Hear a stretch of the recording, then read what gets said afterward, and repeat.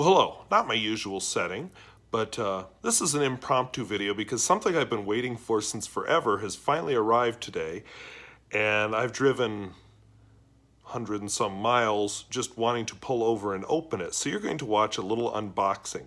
I've mentioned before I want a pen from every continent. This week I got 2 continents shorter. Or closer. I have a South American pen, which I believe is Monday's first impression, but now I'm not sure because I'm definitely filming this one, so I get to write with it, but you might have to wait till next week to see its actual first impression. And I don't normally like unboxings, but I'm going to do it. Lacking a marker to mark out the address, I'm just going to do this. But if you know the YouTube channel JPL, that would be a big clue about what one of the addresses is. The other address is, of course, me. Since I'm in a motel and lacking a suitable cutting tool, I present to you a possible use for ballpoint pens in your life. Okay, can't do this on one-handed. Wait till the end. Yes, I'm staying in a motel in Spearfish, South Dakota. I'm using the wrong hand to do this because I am right-handed and I'm holding the camera with my right hand. So what you're looking at is my left hand trying to do right-handed stuff. Be back again, more cutting with the ballpoint. So we get the plethora of packaging out of the way. I have Artisan fountain pens with a, again I'm right-handed and this is awkward. So a nice carrying case for the pen, a wood thingy. Actually, that's a pen rest. I've got a glass one I use in my videos, so maybe I'll switch it up once in a while with this. Some cartridges, a converter, oops, almost lost it there, and a cardboard sleeve. And yeah, don't say that ballpoint pens are good for nothing. So what we have here is a wooden case, apparently made out of a solid chunk of wood. I'm not sure what type of wood he used. It feels sort of like a softwood. But I don't know a lot about trees in Australia, so we'll leave it there. Artisan fountain pens. Model is the classic. The color is Naphthol. It's an ebonite pen. Made December 11th.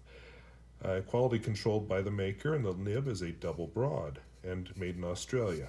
I was kind of sad because the first time I got a notice on my email that this pen was arriving, I was so excited, and then it showed it as delivered. Go to the post office and there's nothing there. Well, what happened? It got delivered to an address in New York. So I complained, and either he ignored me and this was on the way all the time and I just got the wrong tracking number, or he listened and sent me a pen. I thought that would be harder to pull out, so that's why I put the camera down, but it wasn't. It's just a nice little plug. So inside we have the pen in shrink wrap. I think I need 2 hands again, so back in a minute. We have a red pen. So I'll probably film when I get back home. I'll film my first impression of this, so it'll probably be next week, but I gotta look.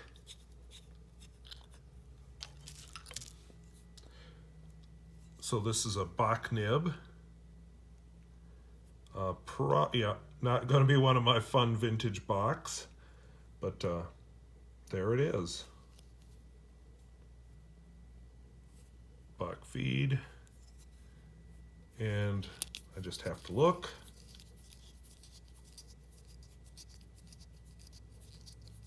Ooh, a lot of turns there.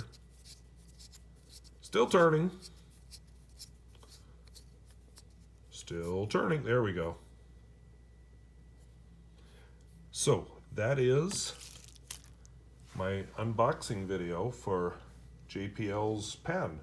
So I'm going to force myself not to ink it up. Actually, I don't know if I have any bottled ink with me. I have a few pens and an overnight stay in Spearfish. I probably didn't bring bottled ink. Well, actually there might be my Visconti ink pot in my pen case. But we'll see. But I'm not going to ink it up much as I want to. I'll wait till I get home. So, hope that was interesting. If you've ordered one of these, there hasn't been much communication, but apparently they are on their way. So, I guess I'll just stare at it for tonight and go have fun in the Black Hills tomorrow, and I'll be home tomorrow night, and probably first thing I'll do is film my first impression of this when I get home if it's not too late. So we'll talk to you later. Bye-bye.